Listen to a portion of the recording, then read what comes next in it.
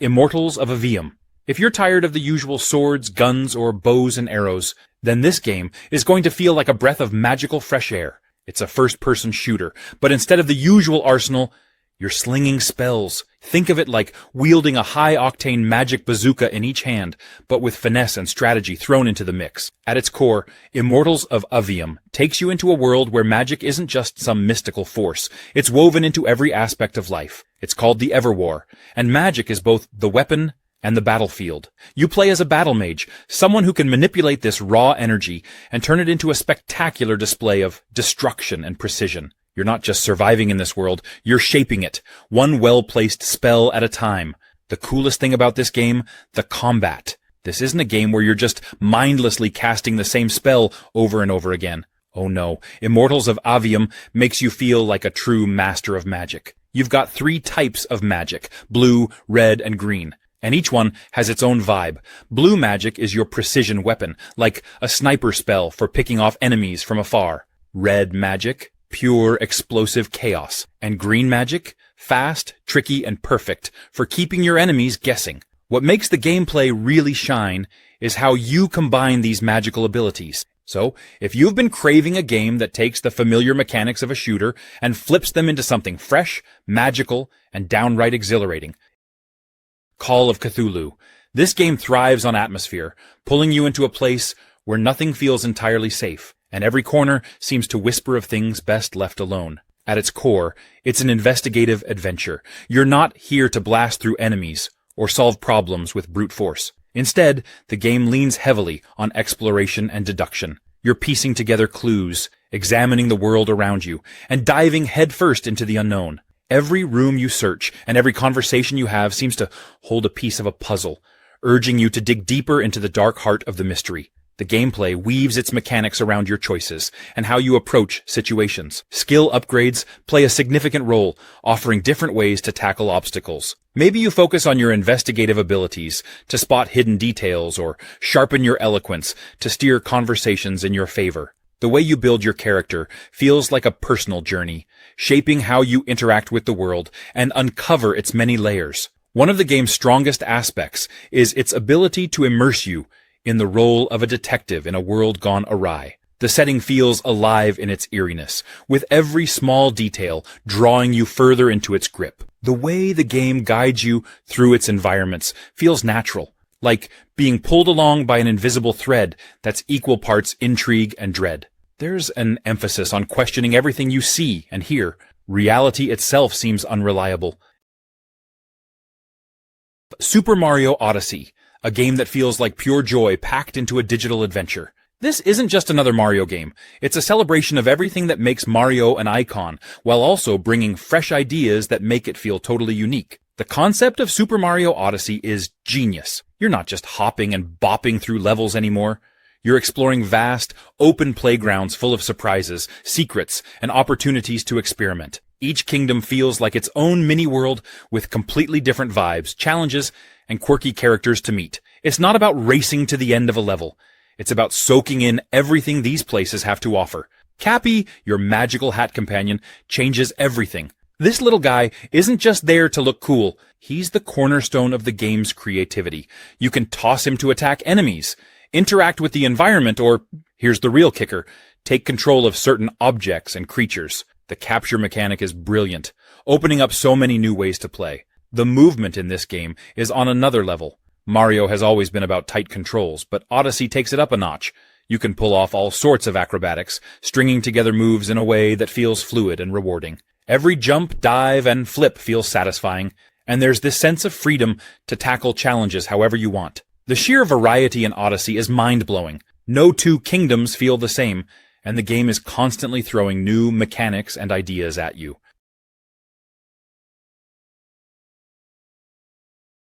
Shadow of the Colossus. It's like one of those rare experiences that just sticks with you long after you're done playing. The whole concept is so simple, but so powerful. You're just this guy trying to save someone you love, and the only way to do it is by taking down these massive colossi. There's no filler, no random enemies, no side quest. It's just you, your horse, and these gigantic creatures scattered across this lonely, mysterious land. And honestly, that simplicity is what makes it so impactful. Every fight feels epic, and the quiet moments between each battle just hit different. The Colossi themselves are incredible. Each one feels like a puzzle in its own right. It's not just about slashing away at some big monster. You've got to figure out how to climb them, where their weak points are, and how to use the environment to your advantage. I remember the first time I saw one of those things. It's just so big. You feel so small and insignificant.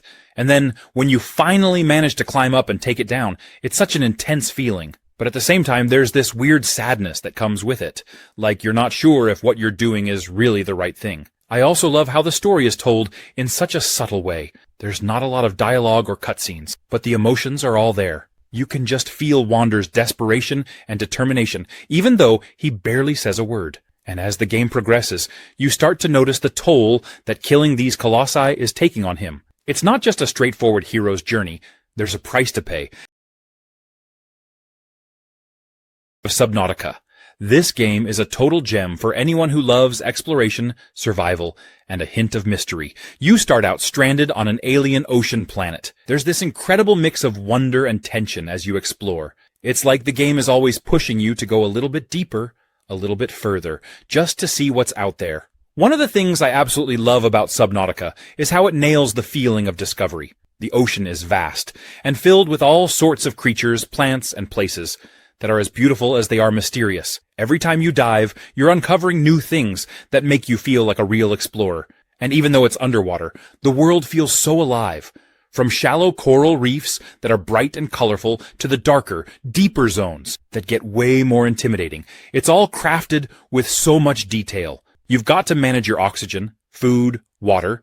It's challenging, but in a way that feels fair and really keeps you on your toes. There's something so satisfying about scavenging for resources, crafting equipment, and upgrading your gear as you go. Slowly building up your tools to explore deeper and farther feels super rewarding. It's like every small success is a huge win, and you get this incredible sense of progress. And the creatures? They're incredible. Some are friendly, just minding their own business, but others? Well, let's just say there are a few surprises in the deep that make your heart race. The game does this brilliant job of making you feel small, like you're just one tiny part. Slitterhead. What makes Slitterhead special is its gameplay. This isn't your typical run and gun, or even your average survival horror. It's a clever mix of combat, exploration, and tension. The controls feel smooth and intuitive, which is critical when you're navigating situations that can flip from calm to chaos in a second. Every button press feels purposeful, and that's what you want in a game like this. No fumbling around when things heat up. Combat is where things really shine. There's a great sense of flow to the mechanics, where timing and strategy matter just as much as quick reflexes. It's not about mindlessly swinging or shooting your way through. It's about thinking on your feet. The variety of tools and techniques at your disposal keeps every encounter fresh and exciting. You'll find yourself experimenting with different approaches, trying to figure out the most effective or sometimes the most stylish way to handle things. And let me tell you, the challenge is just right. It's not punishing to the point of frustration, but it's also not handing out victories on a silver platter. There's this constant push and pull where you feel tested but never overwhelmed. That balance is key, especially in a game that thrives on keeping you on edge. Another standout feature is how the game encourages exploration. It's not just about running from point A to point B. It's about really looking around and taking everything in. There are so many little details to discover, whether it's hidden gameplay mechanics, Tacoma. It's an immersive experience that places you on a near-future space station filled with stories waiting to be uncovered. The premise is simple, yet fascinating. You're here to investigate what happened to the crew of this seemingly abandoned station, using an ingenious, augmented reality system that reconstructs moments from their lives. It's a slice of sci-fi brilliance that feels intimate and deeply human. The AR mechanic is where Tacoma shines brightest. You're not just watching a story unfold. You're rewinding, fast-forwarding, and piecing together fragments of conversations and interactions like a digital detective.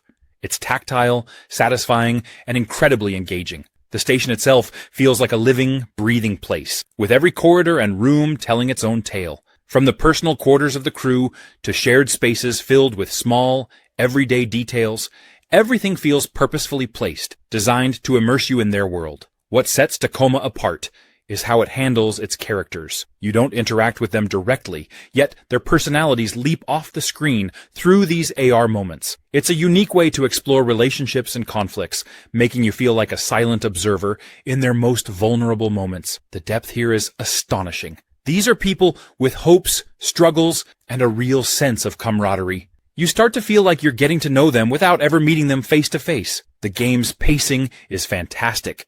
It respects your time while encouraging curiosity. State of Decay 2. This game really knows how to make you feel like you're in a zombie apocalypse. It's not just about surviving day to day. It's about building a life in a world that's gone to hell.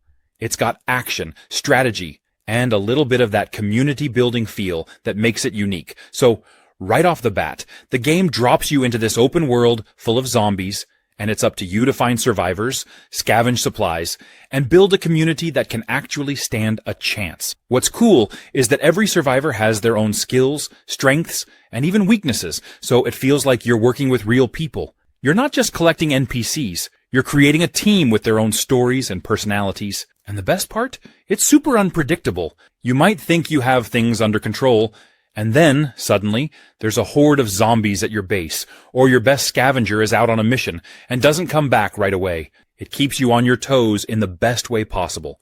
You've got to manage food, medical supplies, and even morale. If someone's unhappy or stressed, it can really throw the whole community into chaos. The base building aspect is another standout feature. You're not just finding a spot and settling in. You're creating a place to live and thrive. You get to decide where to put things like gardens, watchtowers, and beds, and those choices actually matter. Building up your base is one of those things that feels genuinely rewarding because it's not just for show, it impacts how well your group survives.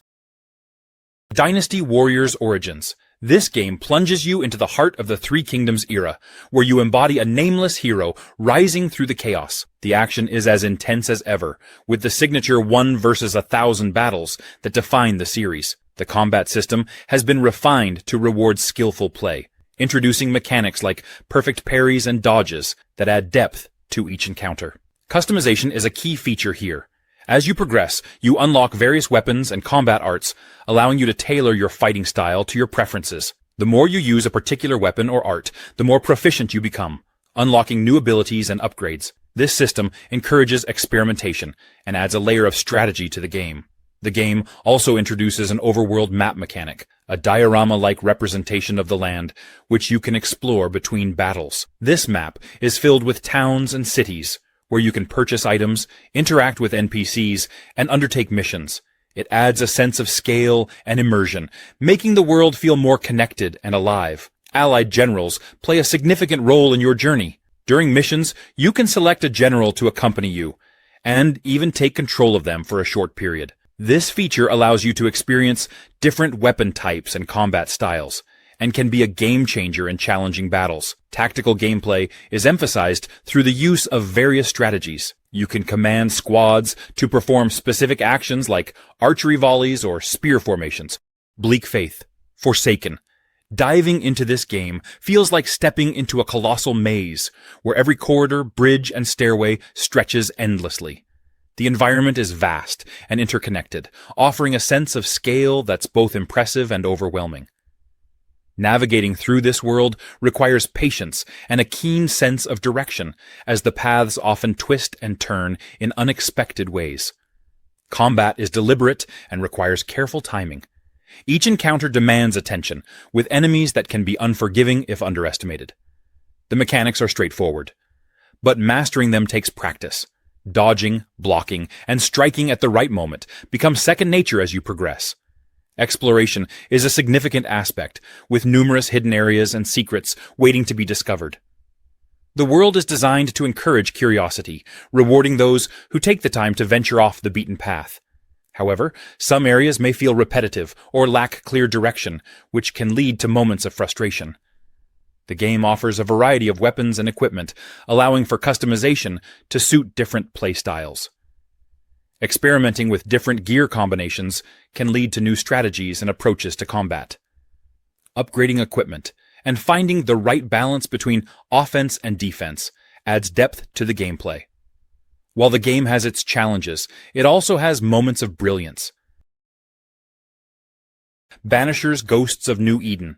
This game really pulls you into a world that's part ghost story, part love story, and part monster hunting adventure. You play as Antea and Red, a couple who are banishers, which basically means they're pros at taking down evil spirits. It's not your typical ghost hunting job, though. These two have serious history, and it's super personal. One of the coolest aspects of Banishers is how it balances the intense action of fighting monsters and spirits with these heartfelt, emotional moments. There's this mix of love, sacrifice, and duty that drives the story, which just makes everything feel more meaningful. Every time you're making decisions, you're thinking not just about the mission, but about their relationship and what it could cost them. Now, the gameplay here is so satisfying. You get this combination of Red's physical combat abilities and Antea's spectral powers, and it's a blast figuring out how to use them together. Red has his classic warrior skills, swords, axes, all the brute force you'd expect. But then you add Antea's ghostly abilities, and it just changes the whole game. She can manipulate the spirit world, so you'll be phasing between realms, discovering hidden secrets, and using her powers to turn the tide in battle. The synergy between their abilities feels unique, and you really get the sense that you're not alone, even when things get intense. The story itself is gripping, especially if you're into supernatural mysteries and moral choices. The game gives you these big, tough decisions to make. Overkill's The Walking Dead. Set in a world ravaged by the undead, this game isn't about running and guns blazing. It's about planning your moves, working with your team, and always keeping one eye on the hordes of walkers lurking around every corner. The heart of the game lies in its cooperative gameplay. Each character brings a unique set of skills to the table, and figuring out how to use those abilities together is key. Whether you're patching up your teammates, clearing out walkers, or setting traps to control the chaos, every role feels important. Success isn't about being the lone hero.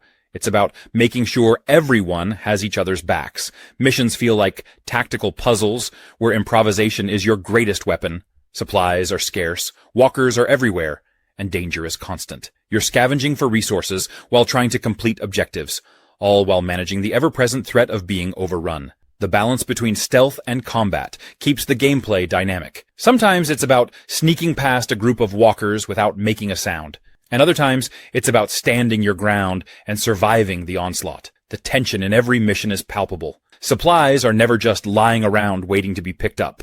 They're often guarded by walkers or hidden in places that force you to take risks. Deciding when to push forward and when to retreat can mean the difference between success and failure. That constant need to weigh your options adds a layer of strategy that keeps every moment engaging. Still Wakes the Deep. At first, I wasn't sure what to expect. An oil rig in the middle of the ocean doesn't exactly scream horror, right? But once I started playing, I realized how wrong I was. It nails that sense of isolation and dread right from the beginning. The setting is perfect for a game like this. You're stuck on this creaky, unstable structure, surrounded by nothing but endless water. It gives you this eerie, sinking feeling, pun intended, that something horrible is going to happen.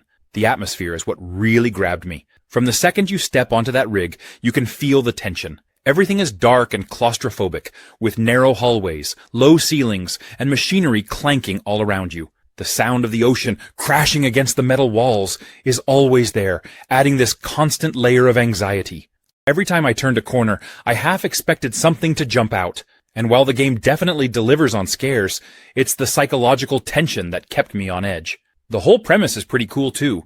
You play as one of the workers on the rig, just a regular guy, and it makes the experience feel more grounded. You're not some action hero with a gun. You're just trying to survive and figure out what's happening. The game does an amazing job of slowly building up the mystery. You start hearing strange noises, seeing things out of the corner of your eye, and the rig itself feels like it's coming alive.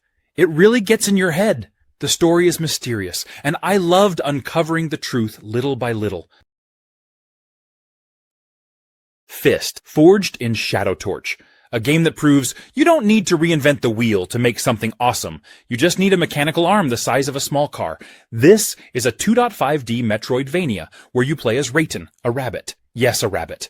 But not just any rabbit, a grizzled, badass one with a massive mechanical fist. If that doesn't hook you right away, I don't know what will. What's special about Fist is how seamlessly it pulls you into its industrial diesel punk world. This isn't just a map you run around in.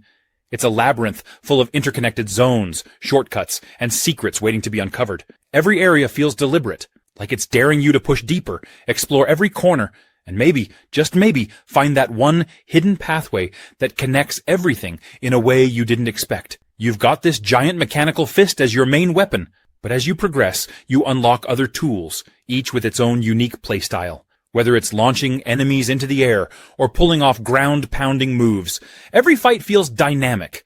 The game constantly encourages you to experiment and master your arsenal, which makes combat feel fresh even hours in. Exploration is another highlight. You'll run into areas that seem just out of reach, and then later you'll unlock an ability or a gadget that makes you go, "Oh, that's how I get there."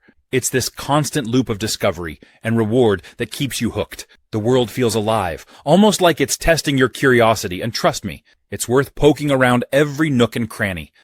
Another crab's treasure. If you've ever wanted to experience the thrill of a Souls-like game, but also wished it involved a crab wielding trash as armor, well, you're in for a treat. You play as Krill, a crab who's on a mission to recover his stolen shell. Simple, right? Well, not quite. The underwater world is vast, vibrant, and packed with enemies and obstacles that will test your skills at every turn. Krill may be small, but he's scrappy, and that's what makes him such a lovable protagonist. Another crab's treasure takes the idea of Souls-like combat and makes it accessible without losing the tension and strategy that fans of the genre love. Every fight is a dance. You'll need to dodge, block, and time your attacks carefully to come out on top.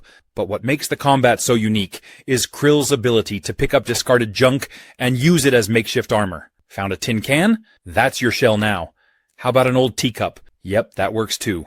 Each piece of armor comes with its own perks and drawbacks, so experimenting with different setups is half the fun. What's great about this system is how it ties into the game's larger theme. Beneath the humor and silliness, there's a subtle commentary on environmentalism and resourcefulness. The ocean is littered with human waste, and Krill's ability to turn trash into treasure feels like a playful nudge toward taking better care of our planet. But don't let the lighthearted tone fool you. Another crab's treasure still packs a punch in the gameplay department.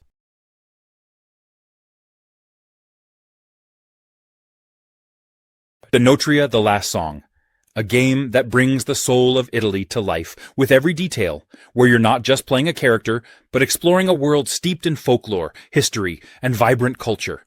The combat is an absolute blast. Denotria blends fast-paced action with a bit of tactical thought. You're not just mashing buttons or hacking away mindlessly. There's a rhythm and flow to it, almost like a dance. The mechanics feel responsive and tight, rewarding both skill and timing. And each enemy encounter feels different enough to keep you on your toes. 1 minute, you're squaring off against a creature straight out of a folktale, and the next, you're strategizing how to use the environment to your advantage. The variety keeps things interesting, and it's easy to lose track of time just enjoying the rhythm of combat. There's also a big focus on discovery. Denotria isn't about rushing from one objective to the next. It's about taking the time to get lost in its world. There are secrets to find, hidden paths to explore, and layers to uncover, making you feel like every corner could hold a new surprise. It's got that adventure vibe that so many games miss, and the game rewards you for being curious, taking those detours and soaking it all in. And the story, it's got this mystical quality that pulls you in, but without overwhelming you. You're not bombarded with endless lore dumps. Instead, you gradually uncover the history, culture, and myths that shape Denotria. Lost Records Bloom and Rage. It's a game about friendship, memory, and figuring out how the past never really lets go. The twist is, you're not just playing through one timeline, but two. One moment you're in the 90s, hanging out with the characters when they're teenagers, and the next, you're with them as adults in 2022, dealing with the fallout of whatever happened back in the day. You'll get to explore Velvet Cove, this small town where everything seems to have happened. The cool part is you're not just walking around casually. Every corner has something to uncover. The game puts a big emphasis on choices. So what you do and say as the player really affects how things unfold. And that's where the camcorder comes in. It's not just a neat little 90s prop. It's a crucial part of the experience. You get to record things, replay moments, and even discover things that might have slipped under the radar the first time around. It adds a layer of mystery and fun, keeping you engaged in piecing everything together. There's a lot of personality in the game's characters too. These are people with real flaws, and you're going to feel that connection as you play. It's not just about solving a mystery. It's about understanding the people involved and seeing how they've changed over time. The camcorder lets you dive deeper into their lives, and with every click, you get a new perspective on them and their past. It's like stepping into their shoes and seeing the world through their eyes. Total chaos. This game takes survival horror to another level, throwing players into the eerie, decaying ruins of Fort Oasis. The island is abandoned, its past buried under layers of mystery, and every step deeper into its remains only raises more unsettling discoveries. The atmosphere is thick with tension, making every dark hallway, every abandoned structure, and every sudden noise feel like a threat. Survival is the heart of the experience. There are no guns to rely on, just whatever can be crafted or scavenged. A wrench, a makeshift axe, or anything that can be turned into a weapon becomes a lifeline. Supplies are scarce, and every encounter demands a choice. Fight with what little remains or run, and hope for another chance later. The game forces careful management of resources, making every decision feel important. Enemies aren't just mindless obstacles. They learn and adapt, making each fight unpredictable. Patterns shift, behaviors change, and what worked before might not work again.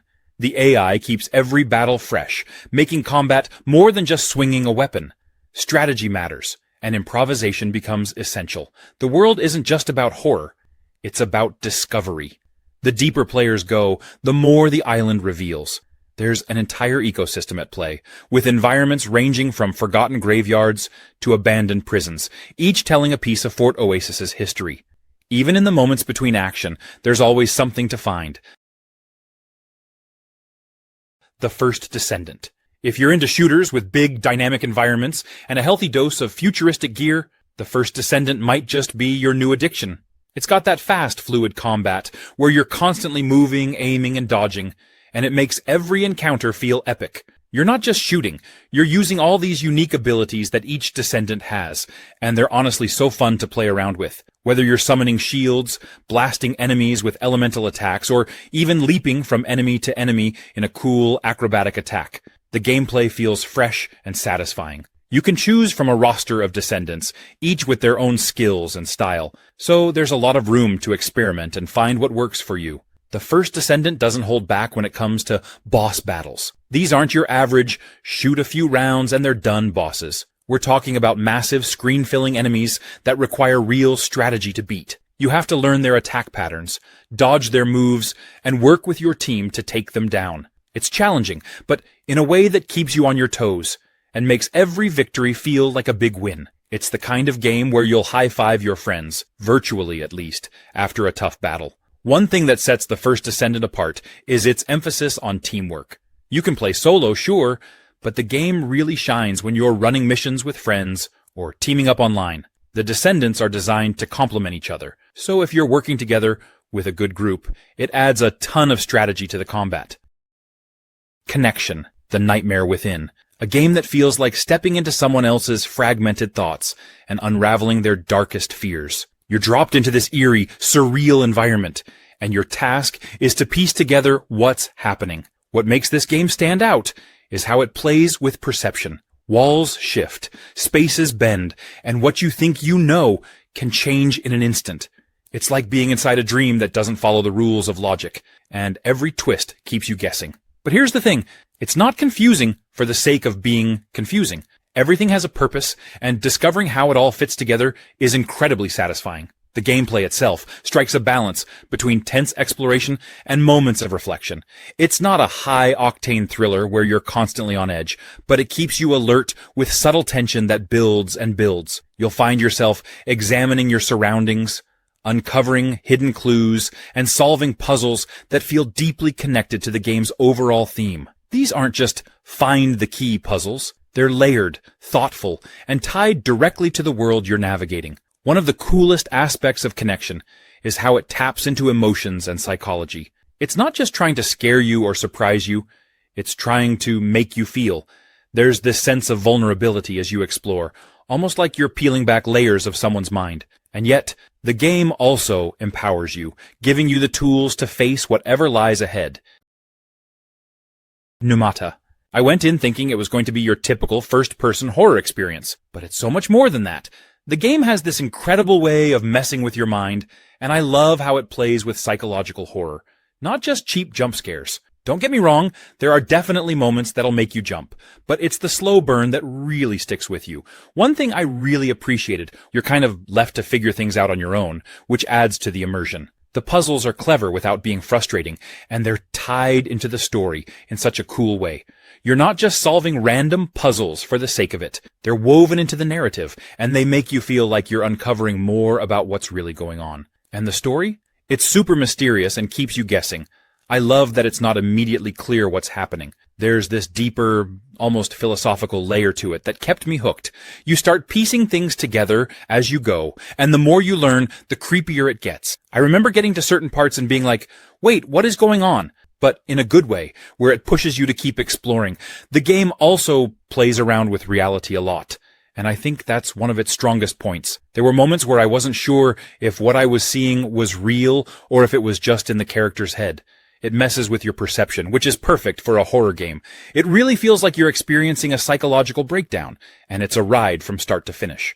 It's one of those games that sticks with you after you finish playing, making you think about the story and what it all means.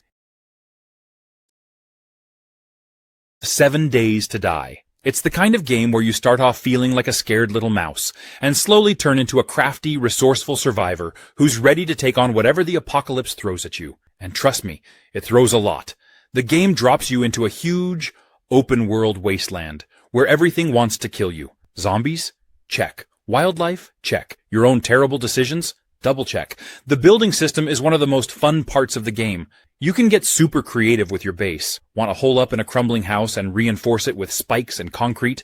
Go for it. Want to build a multi-story fortress with a moat and a drawbridge? Why not? Want to accidentally collapse your entire structure because you didn't understand physics? Been there, done that. The building mechanics are easy to pick up, but leave plenty of room for experimentation, and the results are usually hilarious, or devastating. Combat is another highlight. It starts out pretty basic. Club a zombie, run away, repeat. But as you progress, you'll find all sorts of weapons to keep things interesting. From bows and arrows to guns and explosives, there's a weapon for every playstyle. My personal favorite? A sledgehammer. There's just something so satisfying about sending a zombie flying with one well-placed swing. What sets 7 Days to Die, apart from other survival games, is how it mixes things up. It's not just about scrounging for food and water, though you'll be doing plenty of that. There's also a tower defense twist that keeps the tension sky high. Towers of Agasba. One of the coolest things about Towers of Agasba is how it lets you create your own world. You're not just exploring, you're shaping the environment to reflect your imagination. Whether you're constructing intricate towers, crafting cozy little villages, or experimenting with how nature and your structures interact, there's this incredible sense of ownership over what you create. I spent way too much time perfecting the layout of one area because I wanted the perfect balance between nature and architecture. And the game doesn't just hand you a checklist of places to go or things to find. Instead, it nudges you to venture out and discover on your own. And trust me, it's worth it. There's something so refreshing about a game that rewards curiosity without making you feel rushed. I found myself wandering off the beaten path just to see what was over the next hill or hidden in a dense forest. And the surprises? Let's just say this world has a way of keeping you on your toes. What really makes the building system stand out is how it blends with the game's overall vibe. It's not about grinding resources endlessly or following a rigid plan. It's about creativity and flow. You're encouraged to experiment, and the tools the game gives you make it feel intuitive and fun. Plus, seeing your structures come to life in this vibrant world is so satisfying. Towers of Agasba is the kind of game that feels like a breath of fresh air. It's relaxing yet engaging. Recore. It's an adventure that blends exploration, action, and a touch of ingenuity to create something truly special. It's set in a vibrant, mysterious world, where technology and nature collide, and you're at the center of it all, armed with an energy weapon, a lot of curiosity, and some incredible Corebot companions. The star of the show is the Corebots. These robotic companions aren't just sidekicks. They're integral to how you interact with the world. Each Corebot has unique abilities that come into play in both combat and exploration. Whether you're smashing through obstacles, solving environmental puzzles, or holding your own in a chaotic fight, your Corebots bring variety and strategy to every situation. Swapping between them to adapt to the challenges ahead keeps everything dynamic and exciting. Combat is fast-paced and packed with energy. It's not just about shooting and dodging, it's about using the right tactics, managing your resources, and coordinating with your Corebots to outsmart enemies. The color-coded system for enemy weaknesses adds a layer of strategy, making every encounter feel like a puzzle to solve, rather than just another fight. Exploration is where Recore really shines. The world feels like a sprawling playground, filled with secrets, challenges, and surprises. Every corner of the map hides something worth finding, whether it's new upgrades for your Corebots, hidden dungeons packed with puzzles, or rare loot that makes your character stronger. The Case of Frankstone. It's like stepping into the shoes of a detective with an edge, but not in the usual crime-solving way. This game leans into its gritty, cerebral nature with gameplay that constantly challenges you to think a step ahead. At its core, this is a game of discovery and deduction. You're not handed answers on a silver platter, and that's what makes every moment so engaging. Exploring the game's environment feels purposeful, with every item, every note, and every detail having the potential to be a critical part of the bigger picture. It's the kind of experience where you can feel the layers of the mystery unfolding, one small detail at a time. Interrogation and dialogue are key components of the gameplay. Conversations aren't just filler, they're puzzles of their own. Listening carefully and picking the right responses can uncover hidden truths or nudge someone into revealing what they're trying to hide. It's not just about what's being said. It's about reading between the lines, understanding motives, and knowing when to push and when to pull back. The game is methodical in its pacing, giving you time to think, analyze, and explore without rushing. Every action feels deliberate. Whether you're examining a crime scene or cross-referencing information in your notes, the satisfaction of putting together clues and having that aha moment feels earned. It's not about being spoon-fed solutions. It's about working for them.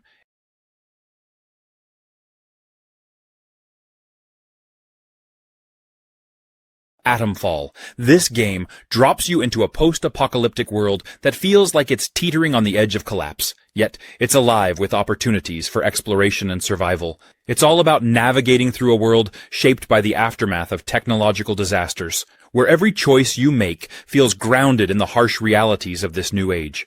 The game thrives on its deep systems of survival and resource management. It's not just about scavenging, it's about thinking ahead and planning how to use what you find. Resources aren't infinite, and every item feels like it has a purpose. You're constantly weighing the risks of venturing further against the rewards of finding that one thing that could make the difference. The mechanics of crafting and customization stand out because they feel tied directly to your survival. Whether you're building tools or upgrading your gear, everything you make is essential. The world doesn't hand you solutions, so the systems feel rewarding as you learn to adapt and overcome obstacles. Combat in Atomfall is deliberate and layered, focusing on tactics over brute force. Encounters aren't just about overpowering your enemies. They demand strategy and precision. Weapons and tools aren't just for fighting. They're also integral to how you navigate the world. The game rewards creativity in how you approach challenges, ensuring that no two situations feel the same. Exploration is a massive part of what makes Atomfall unique. Until Dawn Remake. What makes Until Dawn so unique is that you're the one guiding the story. Every choice you make, every little decision, has a real impact on what happens to these characters. And in this remake, those intense moments feel even more vivid and polished. One of my favorite things about Until Dawn is how it feels like you're in a horror movie, but you're the one calling the shots. You're constantly making these choices, sometimes tiny, sometimes huge, and they all add up in ways you don't expect. It's the kind of game where you second-guess every choice, wondering if you did the right thing or just doomed someone. The remake brings even more of that suspense, and the character movements and expressions feel way more lifelike, so you're fully sucked into every tense moment. The characters are all really fleshed out too. Each one has their own quirks, personalities, and flaws, and you can actually feel the chemistry between them. It's like hanging out with a group of friends who have a shared past. And sometimes you have to decide who you want to trust or protect. The writing and performances feel even sharper here, making you care about these characters and root for them, while at the same time, you're totally nervous for them. The Until Dawn remake is one of those games that'll keep you glued to the screen. It's not just about surviving the night, it's about making choices you can stand by, or maybe ones you regret later. It's intense, thrilling, and incredibly satisfying, and it'll definitely keep you coming back for more. Murdered Soul Suspect. Imagine a detective story mixed with supernatural elements, except this time, you're the ghost solving your own murder. Pretty wild, right? So, the game drops you into the shoes of Ronan O'Connor, a detective with a bit of a checkered past who's seen it all, well, except his own death. Right from the start, you're thrown into this eerie setup. You've been killed, and now as a ghost, your mission is to figure out who did it and why. It's got this whole unfinished business angle going on. And I'll tell you, it's actually pretty engaging to play detective as a ghost. There's something super satisfying about piecing together clues from beyond the grave. And as you investigate, you start to unravel not just your own murder, but a bunch of other mysteries around the town. It's like being the ultimate fly on the wall, only, slightly more ghostly. One thing I really enjoyed is how you're not just wandering around aimlessly as a ghost. You've got this bag of ghostly tricks, and it's so fun to mess around with them. You can pass through walls, which opens up so many sneaky ways to explore. There's something so satisfying about just slipping through barriers and popping up in places you normally couldn't access. And you can even possess people and animals, yes, cats, to gather clues or get a closer look at what's going on. It's clever, and it makes you feel like a ghost detective, half paranormal, half investigator. There's no traditional combat here, which honestly feels refreshing. Ashen. Instead of hyper-realistic graphics, Ashen goes for a minimalist art style, with soft, muted tones and faceless characters. And guess what? It works perfectly. At its core, Ashen is an action RPG, with a heavy focus on exploration and combat. The combat feels deliberate. You can't just run in swinging wildly. You'll need to time your attacks, manage your stamina, and learn your enemies' patterns. It's challenging, but fair. And every victory feels like a genuine accomplishment. The enemies are varied, and can be pretty intimidating, so staying alert is key. The exploration is where Ashen really shines. The world is vast and interconnected, filled with secrets to uncover and places to discover. It has that "I wonder what's over there" feeling, and the game rewards your curiosity. You'll stumble across hidden paths, find helpful items, and meet fascinating characters. It's the kind of world that invites you to get lost in it, in the best way possible. Speaking of characters, the NPCs in Ashen aren't just background dressing. They're an integral part of your journey. As you progress, you'll recruit allies who will help you rebuild a settlement that serves as your hub. It's incredibly satisfying to see your home grow and thrive as you complete quests and build relationships with these characters. They have their own stories, and while the game doesn't hit you over the head with exposition, it gives you just enough to feel connected to them. One of the most impressive things about Ashen is how well it balances difficulty with accessibility. Nioh 2. The game isn't going to hold your hand. Nope. It's going to throw you into the deep end and say, "Alright, show me what you've got." But here's the thing. It's so rewarding when you figure it out. The combat is brutal, and so satisfying once you get the hang of it. You've got these incredible weapons to choose from. Katanas, spears, axes, and even some more unconventional stuff if you're feeling spicy. Each one feels totally unique, and the game lets you play around until you find your favorite. For me, the dual katanas are where it's at. Nothing feels cooler than slicing through enemies like a total ninja. Oh, and the key system? It's genius. Managing your stamina during fights adds this extra layer of strategy. You can't just mash buttons and hope for the best. You've got to be smart. Time your attacks, watch your enemies, and plan your moves. At first, it feels like a lot to juggle, but when it clicks, it's like, okay, I see what you're doing here, Nioh 2, and I love it. One of my favorite additions to Nioh 2 is the yokai abilities. You're not just a badass samurai, you've got some supernatural tricks up your sleeve too. These abilities let you unleash devastating attacks, or turn the tide of battle when things get hairy. It's like, oh, you think you're tough, Mr. Demon? Watch this! It makes every fight feel dynamic, and gives you even more ways to experiment with your playstyle. The environments are steeped in Japanese mythology, and every area feels like a mix of history and fantasy. You've got eerie forests, ancient temples, and fiery hellscapes, each teeming with danger and hidden secrets. Atlas Fallen. So picture this, a vast, sun-scorched desert filled with ruins, dangerous beasts, and secrets waiting to be uncovered. That's the playground of Atlas Fallen. And trust me, when I say playground, I mean it. It's one of those games where just getting around is fun. You wield these customizable weapons that morph and shift depending on how you fight, and it makes every battle feel dynamic. The combat system isn't just button mashing either. It's got a rhythm to it, with the ability to build momentum during fights. The more momentum you generate, the stronger you become. But the catch is, you're more vulnerable too. It's this high-risk, high-reward mechanic that keeps you on your toes. The creatures in this game are huge. We're talking towering, screen-filling beasts that make you feel like a tiny speck in the grand scheme of things. The design team really nailed that sense of scale, and every encounter with these wraiths feels like a mini-boss fight. It's exhilarating to strategize and figure out how to bring them down, especially when the environment plays into the battle. But Atlas Fallen isn't just about combat. The world itself is packed with exploration opportunities, and there's a lot of incentive to poke around. And the story? While not overly complex, it serves its purpose well. So, bottom line, Atlas Fallen is a gem for anyone who loves action-packed adventures in gorgeous open worlds. It's got that perfect mix of freedom, challenge, and spectacle. Mech Warrior 5 Clans. It's the kind of game that makes you feel like you're piloting a walking fortress. Every mission has you immersed in the weight, the complexity, and the sheer adrenaline of piloting a battle mech. The mech customization is where the game shines brightest. It's not just swapping out weapons or slapping on armor. It's a full-blown workshop where you fine-tune every aspect of your machine. Balancing firepower, mobility, heat management, and armor becomes a thrilling challenge in itself. Every tweak you make feels like you're shaping your battle mech into a reflection of your playstyle, whether you prefer precision strikes or all-out chaos. Combat is nothing short of exhilarating.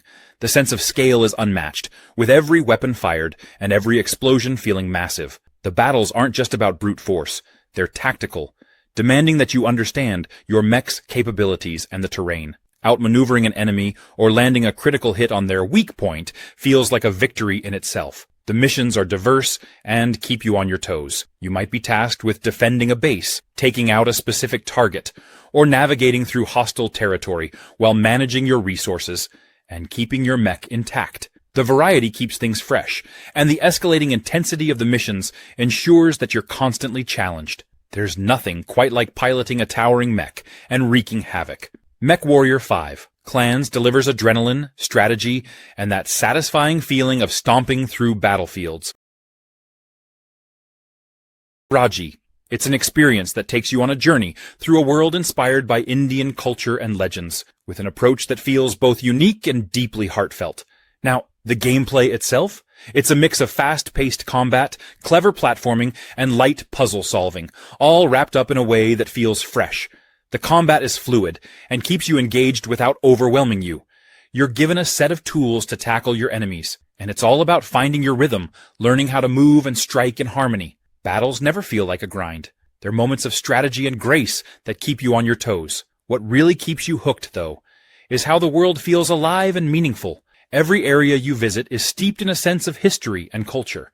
Whether you're exploring ruins, scaling ancient structures, or navigating treacherous landscapes, it all feels like it belongs to a larger, connected world. Platforming also plays a big role here. It's not just about getting from point A to point B, but about making the journey itself exciting and dynamic. You'll find yourself leaping across gaps, scaling walls, and dodging obstacles in a way that feels natural and satisfying. It's smooth, intuitive, and adds a lot of momentum to the game. The enemies you face are not just mindless obstacles. They feel like they belong in this mythological setting. Each encounter feels purposeful, and the variety keeps things interesting. You're always adapting, always learning how to approach each new challenge, and that keeps the gameplay feeling fresh. Deep Rock Galactic. It's one of those games that's just pure fun from the moment you jump in. You play as these badass space dwarves, mining for resources on this crazy alien planet, and everything about it is chaotic in the best way possible. One of the first things that hit me was how satisfying it feels to dig and blow stuff up. The mining mechanics are on point. You've got this massive, destructible environment, and you can just tear through it with your drills, pickaxes, and explosives. It's super cathartic, especially after a long day. Nothing beats blowing up a cave full of minerals or making your own path to a hidden spot. The team-based aspect is where it really shines, though. It's all about cooperation. You and up to 3 friends each play different classes, like the gunner, scout, driller, or engineer, and everyone's got their own role to play. I usually go with the engineer because, let's be real, setting up turrets and zip lines for the squad is too fun, but it's cool how every class feels useful no matter what. It's like the game encourages everyone to contribute to the mission in their own way. Speaking of missions, they can get crazy. You're deep in these alien caves, surrounded by bugs, and things can go from, we got this, to, oh god, we're screwed in a matter of seconds. You're mining for minerals one minute, and the next, you're fighting off hordes of giant alien spiders. It's that balance of calm exploration and total chaos that keeps it exciting. I also love how the game doesn't take itself too seriously. The Last Guardian. One of those games that had so much hype, but didn't quite land for everyone when it came out. I mean, this game was in development forever. It was first announced back in 2009, and people were excited because it came from the same team behind ICO and Shadow of the Colossus. 2 absolute classics. But by the time it finally released in 2016, it felt like the gaming world had moved on, and the expectations were sky high. The controversy with The Last Guardian mainly came down to its controls, and the AI for Trico, the giant bird dog creature that's basically your companion throughout the game. Trico is central to the whole experience, and players were supposed to bond with it. But here's the thing. Trico is stubborn. It doesn't always listen to your commands, which frustrated a lot of people. Some players were like, why isn't this thing doing what I want it to do? But if you think about it, that's kind of the point. Trico isn't just a tool or a simple AI. It's meant to feel like a living creature with its own personality, and sometimes that means being a little unpredictable. Another thing people struggled with was the camera and controls. They felt a bit clunky and dated, which made navigating the beautifully crafted world more challenging than it should have been. In an era where gamers expect smooth controls, this was a big sticking point for a lot of folks. But if you could get past that, there's something magical about the game. The bond between the boy and Trico, it's incredible. Nobody wants to die. So the game is all about survival, but it's not your typical endless hordes of zombies or apocalypse simulator kind of survival. It's much more personal. The stakes feel smaller and bigger at the same time because it's all about you, your decisions, your reflexes, and your ability to handle chaos when it inevitably hits. And chaos will hit. That's half the fun. The gameplay is fast, challenging, and keeps you constantly on edge, but not in a frustrating way. It's one of those games where every decision feels like it matters. You're balancing quick reflexes with strategic thinking, and the tension ramps up beautifully. One of the things I really loved about Nobody Wants to Die is how it keeps surprising you. Just when you think you've got the mechanics or the pace figured out, the game throws a curveball. It's not unfair, though. It's clever. You're constantly learning and adapting. What really stands out, though, is how the game makes you care. Again, no spoilers. But there are moments where you stop and think about what you're doing, not in a heavy-handed or preachy way, but in a subtle, thoughtful way. It sneaks up on you, this sense of connection to the world and the choices you're making. By the end, you're not just playing to win, you're playing because you're invested. It's one of those games that's easy to pick up, but hard to master. Whether you're a casual gamer who just wants to have fun or a hardcore player chasing perfection, there's something here for you. Overall, Nobody Wants to Die is a fantastic little gem.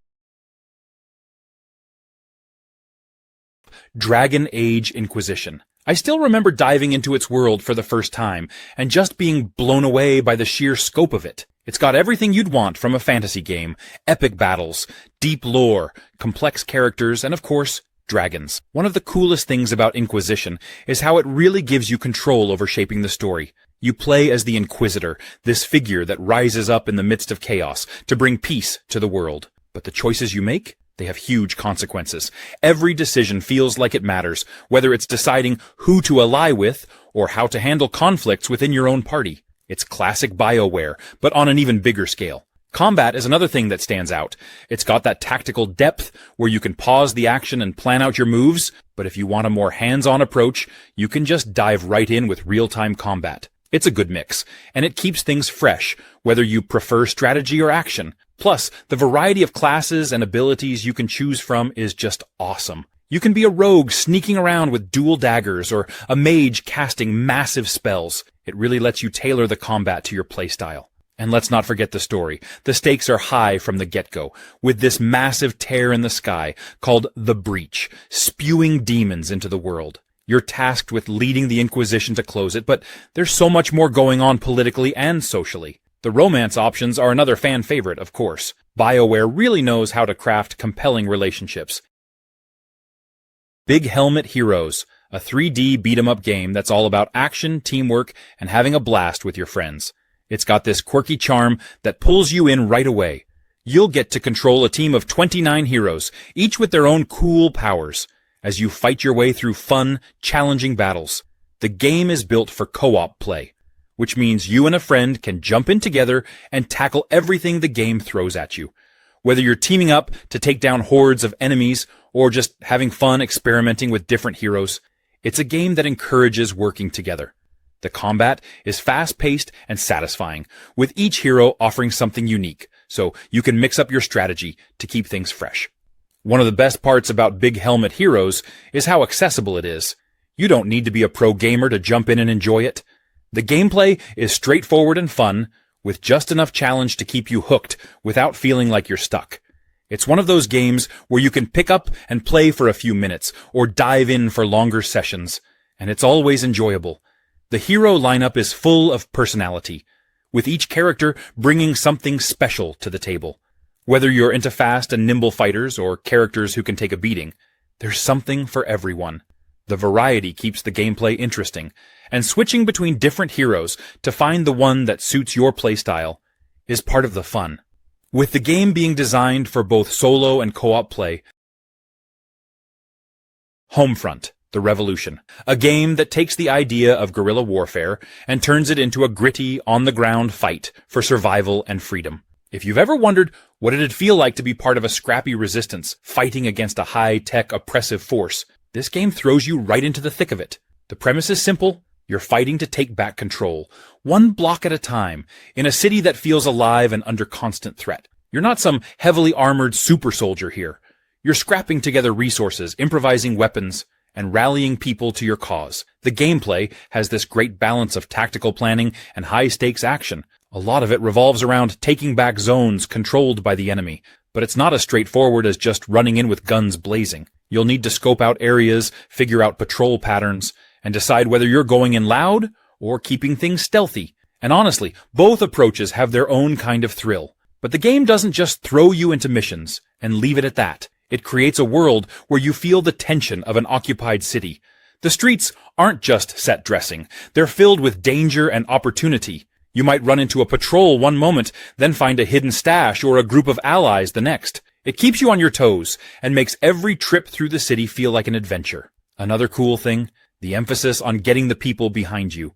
You're not just fighting for your survival. You're inspiring others to rise up. It's like building a movement from the ground up. Metaphor, Refantatio. Step into a world where fantasy meets reality in a tale of political intrigue, personal growth, and magical transformations. Set in the United Kingdom of Uchronia, a realm mirroring our own, the story unfolds after the assassination of the king, leading to a power vacuum and a quest for a new monarch. The protagonist, Will, an orphaned boy from the Eldar tribe, embarks on a journey to lift the curse placed upon the kingdom's lost prince, all while navigating a society rife with discrimination and societal divisions. At its core, the game introduces the archetype system, a unique feature where characters manifest abilities based on their inner fears and insecurities.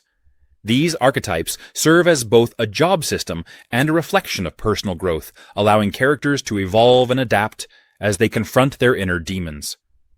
This system adds depth to the gameplay, offering players a chance to explore various facets of their characters' personalities and abilities. The narrative delves into themes of anxiety, societal expectations, and the dissonance between idealism and reality. Characters grapple with their own fears and aspirations, leading to a story that is both fantastical and deeply human. This exploration of personal and societal challenges provides a rich backdrop for the game's events,